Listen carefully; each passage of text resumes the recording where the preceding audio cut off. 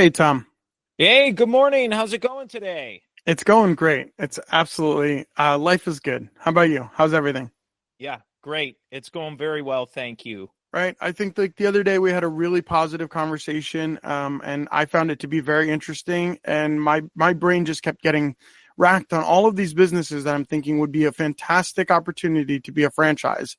For the listeners that are out there, I want you to just give them everything. Give them the elevator pitch. Tell them what you do and how you approach businesses and why it maybe makes sense to franchise.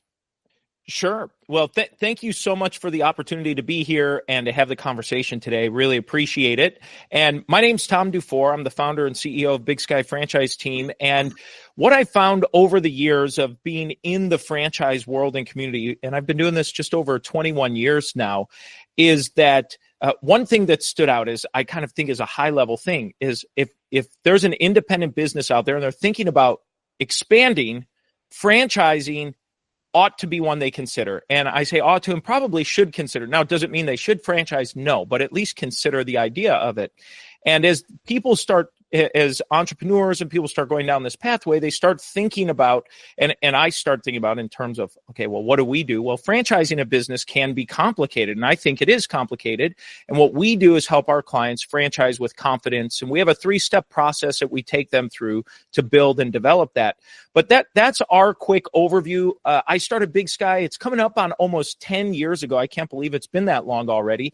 We're a top-rated franchise supplier by Entrepreneur Magazine, and I've personally advised and worked with well over 600 clients that I've taken through this process, notable names and big brands like that I've worked with over the years, like Two Men in a Truck and Blimpie and Massage Envy, are brands that I've worked with over the years. But most of my clients are small businesses that are successful. They have 1, 2, or 3 of something and say, hey, I've got a great business and I'm ready to expand.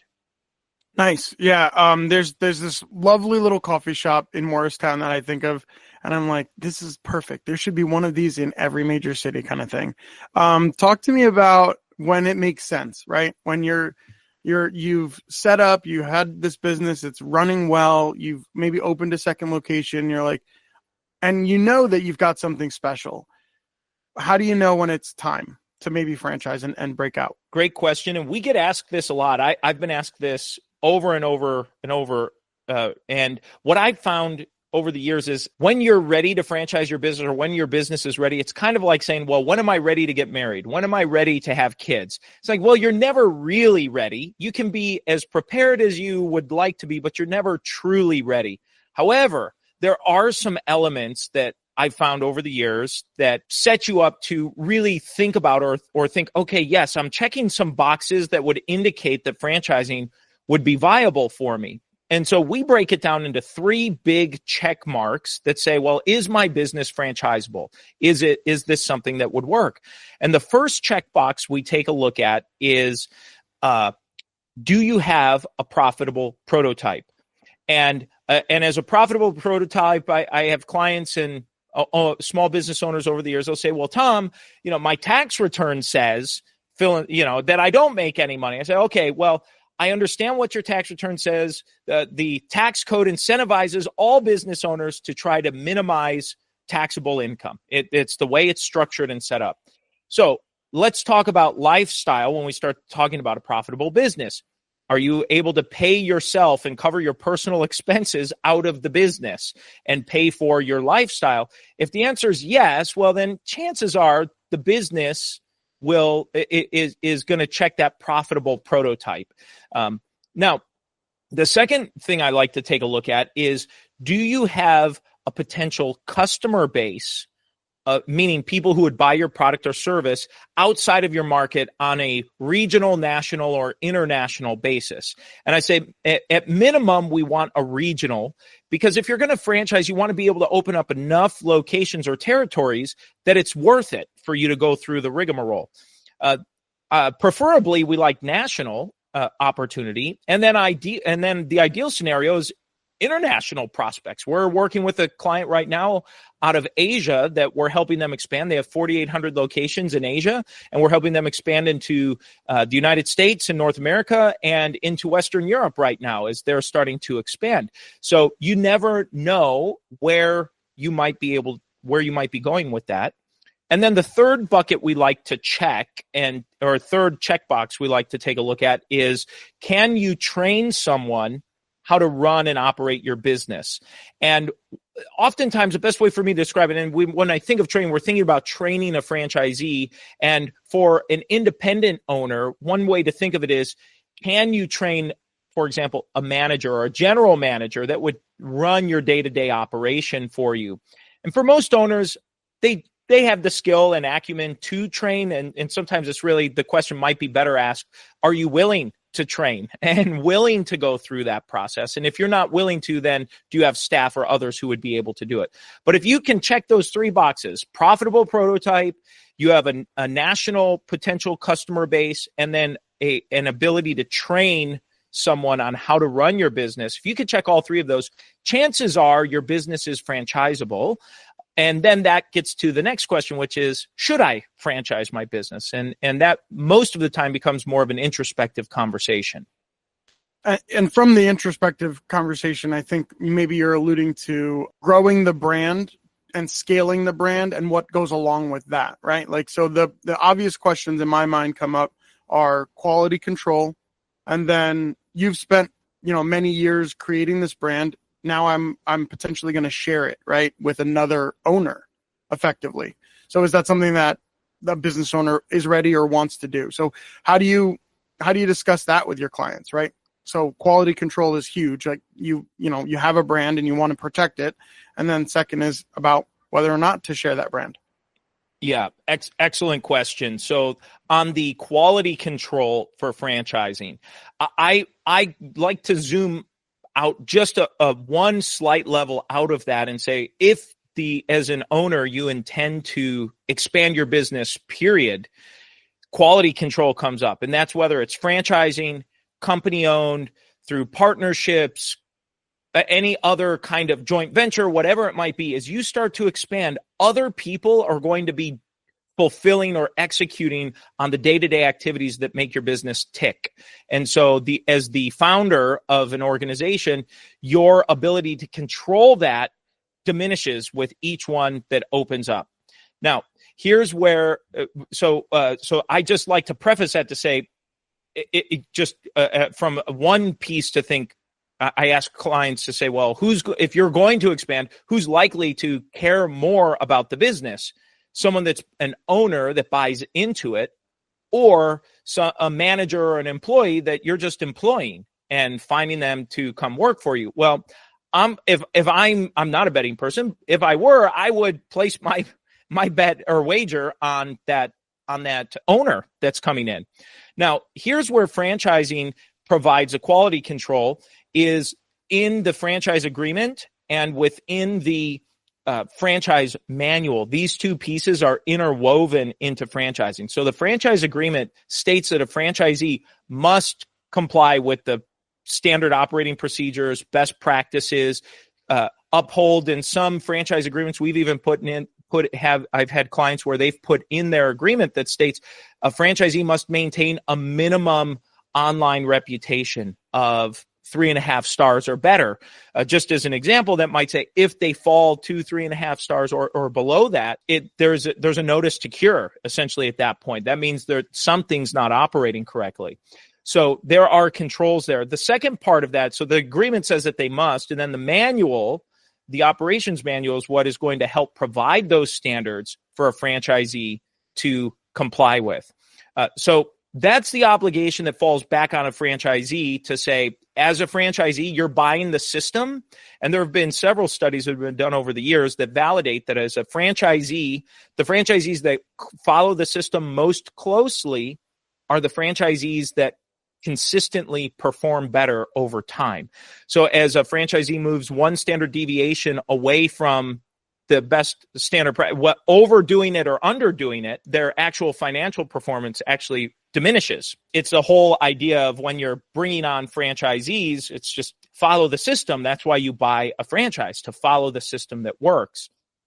Now, so those are the obligations of the franchisee. For the obligation on the franchisor, now you're the founder. You have an obligation now to sell, train, and support. Those are the three big duties of a franchise organization. You have to sell franchises, number one. Number two, you have to train them, and number three, you have to support them. And I always like to point out that 2/3 of those, two of the three, are after the sale, because that's where the magic happens in franchising. It's after the sale. It's what kind of training and support are you providing to those franchisees? So simple things like weekly check-ins, or as the franchisee matures to monthly coaching sessions and check-ins, goes a long, long, long, long way. I see franchise systems, unfortunately, where they do a sell them and forget them kind of an approach. And that is a recipe for disaster. If that's your plan, you just want to sell them and forget them and collect your royalty checks every week or every month, I would recommend not getting into franchising. But if you see yourself being a coach, that's a big word today. I want to be a coach. I want to get into coaching, or you want to be a teacher or a consultant or a trainer. Franchising essentially is that. You're helping coach and teach someone how to run your business and help support them along the way for a share in the revenue. So those are some pieces that I like to think of when I start thinking about quality control. The franchisee has an obligation to honor that. And then there's the franchisor. Your obligation is to help steer that franchisee back to the best practices within your system. So that's the first part of your question. And I forgot the second part of your question. So will you remind me of that? Sure. No, I was talking about whether or not to share your brand, right? The apprehension to say, to bring somebody into the fold, and my mind went to you still technically own, if you've copyrighted your logo, if you've copyrighted your processes, things like that, you're still owning the process, right? So whether or not to expand and bring somebody in to be a brand ambassador, to have a say into the direction of which your company goes.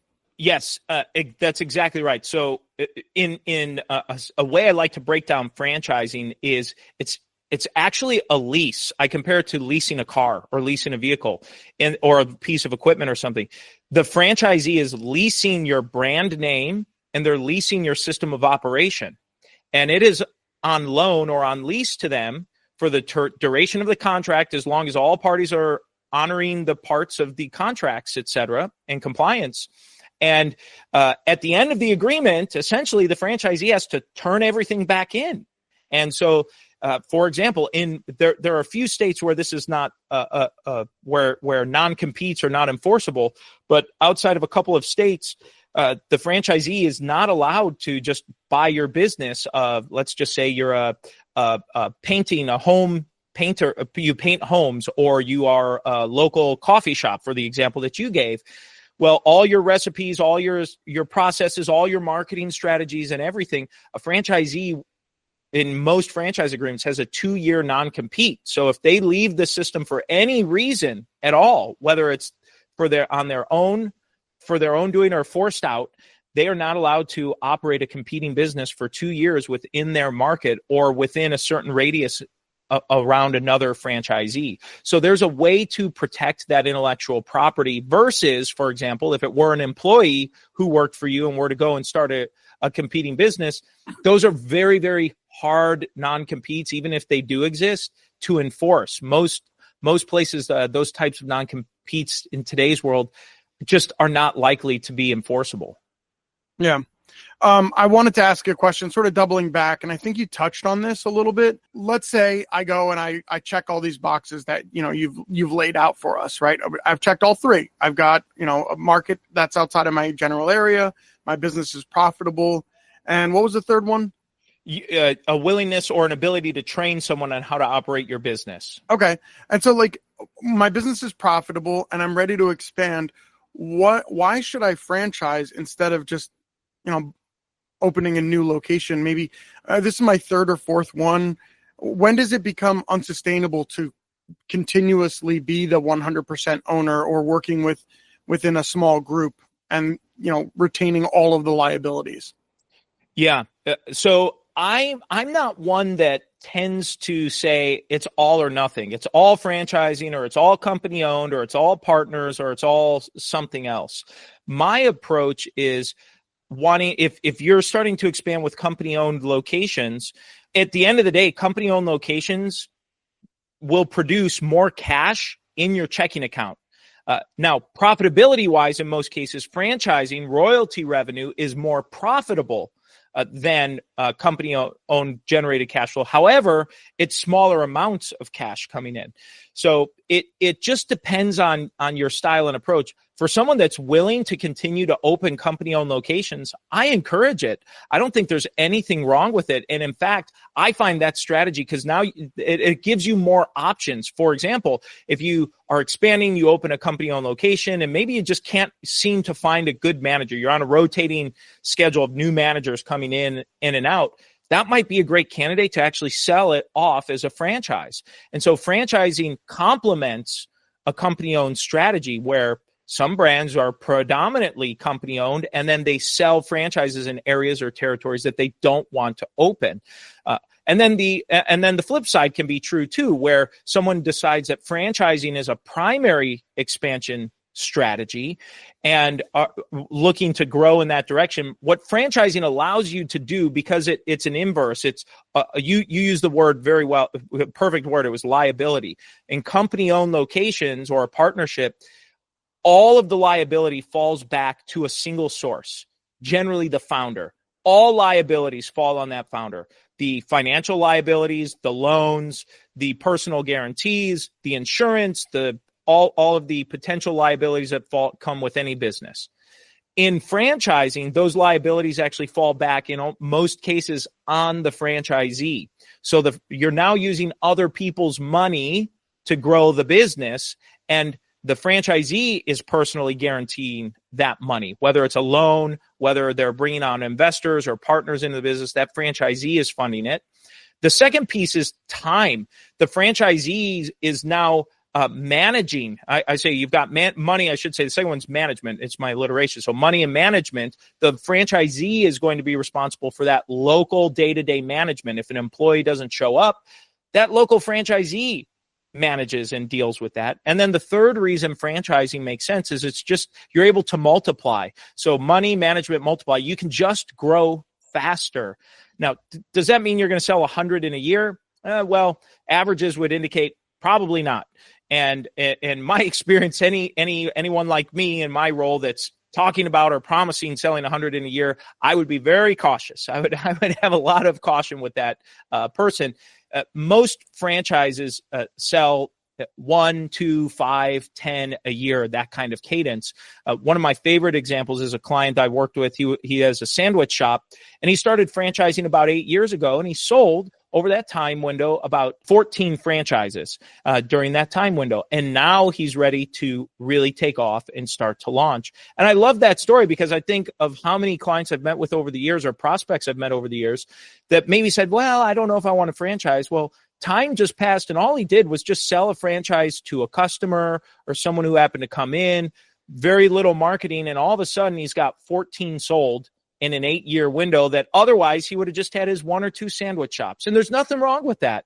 But just by being aware and having it franchised, he was able to take those opportunities as they came to him. To circle back to your original question of franchising versus company owned, I don't like to think of it as an either or. I'd like your audience to think, and the people who listen into this, that how can I maybe see franchising as to complement my existing growth strategy, or maybe become a primary and my existing strategy complements what I'm doing? Yeah, I love that. Actually, your example of opening a company-owned store and then potentially down the road franchising it, that's not something that I had thought about. And that's a really interesting concept there.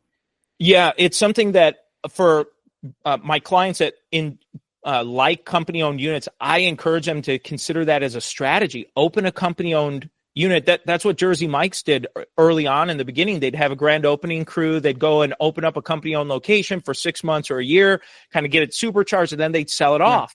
And then they'd go do it again and sell it off and do it again and sell it off. And it takes a little bit of time for that momentum to build. But 5 years in, 7 years in, you're really going to see the compounding effect take place. Yeah, you can kind of get them in, get them rolling, and then hand it off. That's cool. Yes. Talk to me a little bit about how Big Sky approaches client acquisition. How do you meet the people that you're going to work with? I have to imagine, in my line of work, I'm an employee benefits consultant for USI, and I run into people all the time where they're like, "Hey, I want to work with you," and I'm just too stretched for time sometimes. I'm like, "Hey, I have to be a little selective about the people that I do work with," and I have to imagine that's similar for you as well. So you have somebody that comes to you. How do you, determine whether you're going to work with them? And then also, like, how do you maybe hunt for like larger fish that you are trying to prospect clients that you really, really do want to work with? Yeah. So our business, how we generate it, about half or so of our business is through referrals. So people we've done business with in the past, people that I personally know or have known through franchising for just being around in the business for a long time. So that's about where half comes from. About a quarter comes through industry specific franchise shows or trade shows or industry specific shows and events where we go and meet people. And then the third is just through internet marketing, just various forms of some internet marketing. Now, how we determine who we work with, we are not a high volume shop comparatively to others in our space. And so we have enough volume where we can support our staff, where it's not just me. We've got about 12 people on our team. And so we've got experts in each of these different verticals. But at the end of the day, we're a small family business. And what I find interesting is private equity and venture capital has surged into franchising in the last 10 years. My competitors are getting acquired by private equity and venture capital. And so I find it interesting that we, being 100% family owned, I own 100% of the company. That's a differentiator. I would have never thought that 10 years ago that would be the case, but here we are.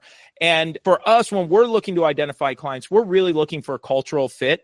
We're looking for someone that values more of a personal touch, someone that values more of a bit of a hand holding. And for the clients that understand what that means and probably do business in a similar way, we tend to be a great fit for that. For others where they just want the cheapest or they just want the fastest or they just want something like that, where there's another value that supersedes more of some hand holding and guidance, personal guidance through this, they're probably going to find someone else that they would rather work with. So it kind of self-selects. And I'd say about 8 years ago or 7 years ago, I really crystallized our core values as a company. And once that happened, our clientele really started to become very consistent in terms of the kinds of clients that we were attracting, which fit well with us. Our number one value is win-win relationships.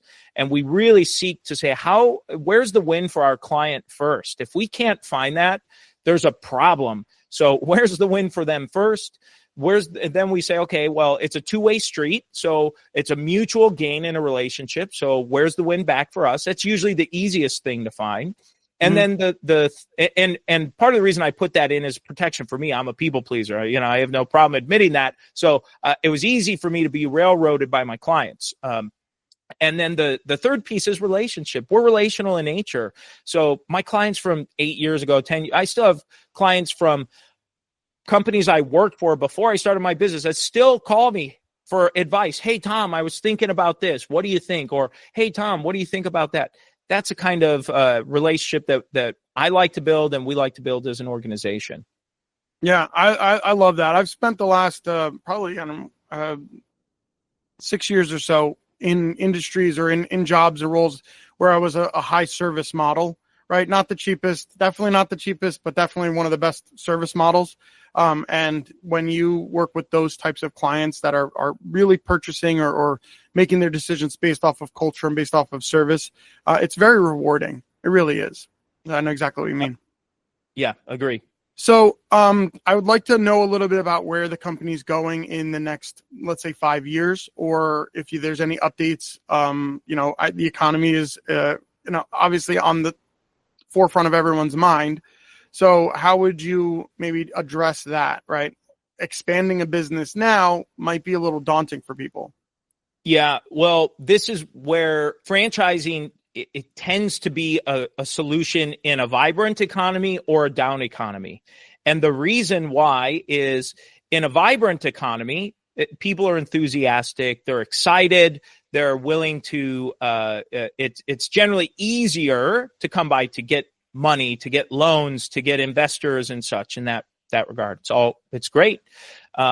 In a down economy, franchising looks really, really good because you, as the founder, as the franchisor, you're not doling out all the cash. You're not taking on all the responsibility. You're diversifying that. It splits it up, like I had mentioned before. So in a down economy, we actually tend to see franchising do well. And the reason is because people are getting downsized.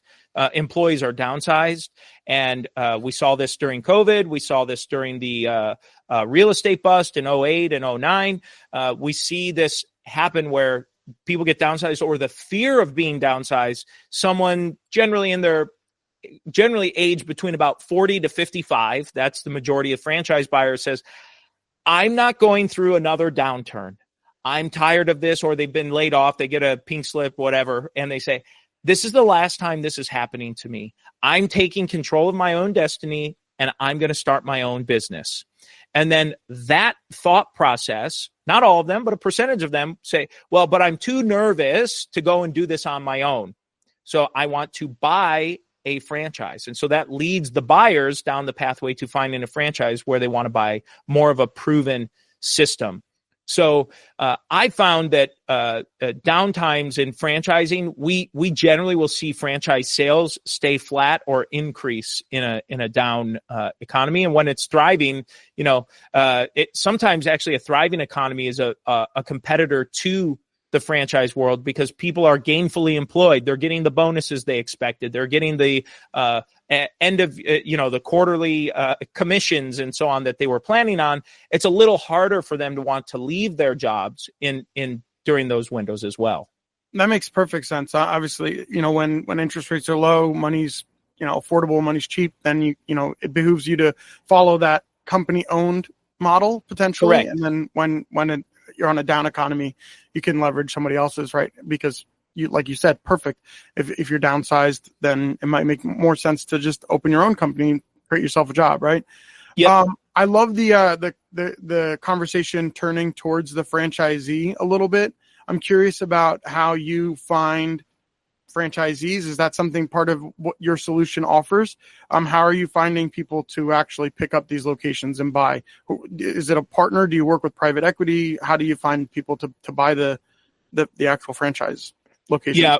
Yeah, great question. So we do support our franchisees or our clients in a variety of ways to help them find potential franchisees. We help them build out marketing strategies and marketing plans. We also offer outsourced franchise sales support. So we're in the trenches as well, figuring out and how to generate leads and screen and qualify candidates and so on. And I've done some research on this to help put some numbers to franchising. There are a lot of best guesstimates in franchising on things, but I like to see what the data says.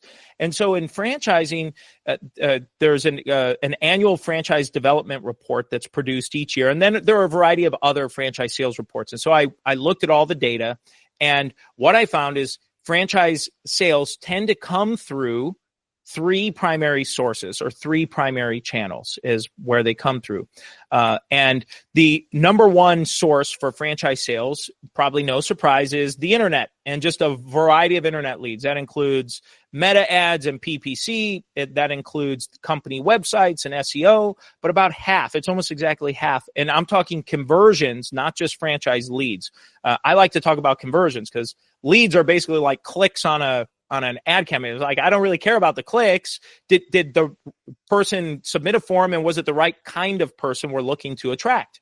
And so about half will come through internet leads. And by the way, the conversion percentage on internet leads is about 0.4% to help give your listeners a perspective on that.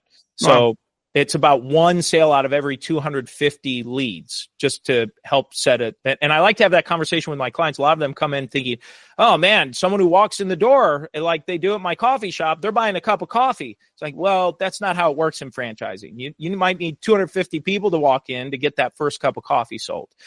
So that's one. The second big category that we look at then is referrals. Much like any business, referrals and referral marketing is critical, and about 20 to 30%, depending on the survey and the year, come through of franchise sales come through referrals, and they have the highest conversion rate. It's almost 9% of referrals convert into a franchise sale. And then the third big category are franchise brokers. And these groups account for about 15 to 20% of franchise sales, depending on the year. So those are the three big categories. A lot of folks who sit where I do will, in my opinion, falsely give a false impression that franchise brokers, all you have to do is franchise, and these franchise brokers can't wait to start selling your brand. And to me, it's a misnomer. Most franchise brokers are hesitant to sell new brands because they don't know, they work on a commission-only basis. They're like a real estate agent. And so when they send over their precious lead to you, they want to have confidence that you're going to be able to close it. And so they're much more likely to get a sale out of a brand that has 20 or 50 or 100 franchises than a startup. Eventually, you'll get there. So that's where that 15 to 20% of franchise sales come through brokers. So anyway, those are the three big categories for franchise sales. And we help our clients go through that and prepare a plan and a strategy and how to do it. Wow. Tom, it's like an onion. I feel like I keep pulling back layers, and I feel like every question I ask leads to another question with it. It's like I could talk to you like all week and still have questions, but I wanted to, I always like to end these sort of on a real positive note. Tell me about something optimistic in your industry. Tell me about, what do you feel like is in the near future for positive opportunity for people out there? Yeah. So I'm always, my whole career, I've always been cautious on fads and endorsing fads for franchising or any other type of it's unknown really. However, in this case, what I'm going to share is one that I wasn't sure if it was a fad, but it is sticking around, and it's the interest and continued expansion of private equity and venture capital into the franchise world. And so it's really the first time in my career that I have absolute confidence to say that if you franchise your business, there absolutely is a serious exit strategy in the future.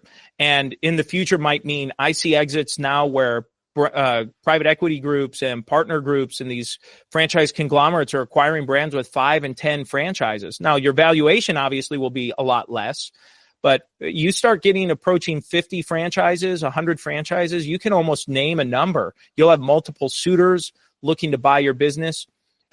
10, 15 years ago, it was, in my opinion, a bit of a pipe dream. It's like, well, maybe you might be lucky. But in today's world, it's just kind of a darling child of private equity, venture capital. They're realizing the opportunity with these royalty income streams are more like annuities, and all of the revenues diversified in multiple outlets spread out across the country. So if there happens to be a natural disaster in one area, well, it might impact some of your revenue, but not all of it. Or if there happens to be some other event that goes on, or that you're not totally impacted system-wide. So it's a really interesting thing. So that's something that I would say is very, very realistic, and so much so that our clients start calling me 6 months, a year into franchise and say, Tom, I'm getting these emails and letters from private equity groups. I've sold 2 franchises. What are they doing? I said, they're just planting seeds. They're just trying to get on your radar.